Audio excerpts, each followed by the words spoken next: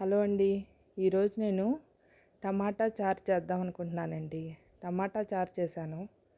చాలా రుచిగా ఉంటుందండి. వేడి వేడి అన్నంలో తింటే చాలా బాగుంటుంది. కడుపు నిండా అన్నం తినొచ్చండి. దాని తయారీ విధానం ఇప్పుడు మీకు చూపిస్తాను చూడండి. 6 టమాటాలు తీసుకున్నానండి. అరకిలో అంత ఉంటాయి.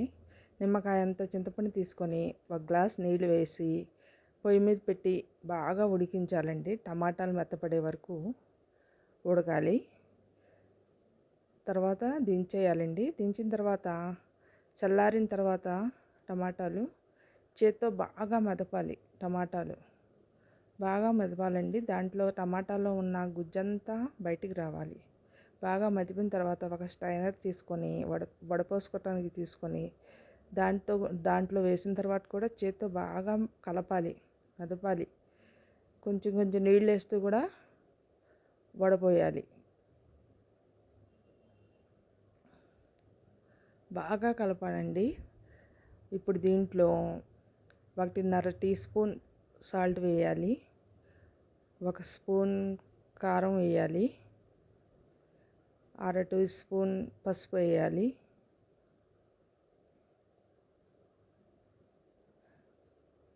2 టీ స్పూన్ల ధనియాల పౌడర్ వేయాలండి.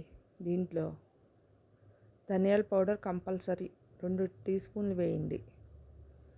ఇప్పుడు రెండు పచ్చిమిరపకాయలు వేయండి.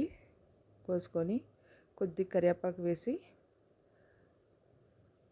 పొయ్యి మీద పెట్టి ఈ చారుని బాగా మరగనివ్వాలి. బాగా మరగాలి. ఒక 5 నిమిషాలు బాగా మరగాలి. మరిగేటప్పుడు కొత్తిమీర వేయండి. దీంట్లోనే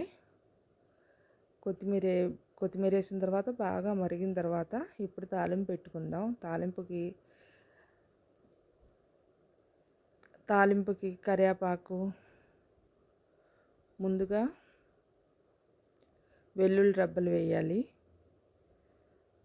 తర్వాత జీలకర్ర, ఆవాలు వేయాలి. కొంచెం వేగిన తర్వాత వెల్లుల్లి రెబ్బలు, జీలకర్ర, ఆవాలు వేయాలి. జీలకర్ర, ఆవాలు చిటపటలాడిన తర్వాత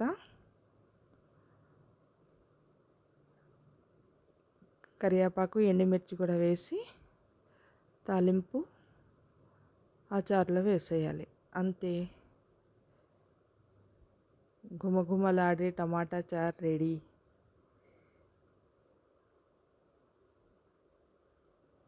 దీన్ని మీరు ట్రై చేసి ఎలా ఉందో కామెంట్ రూపంలో తెలియజేయండి.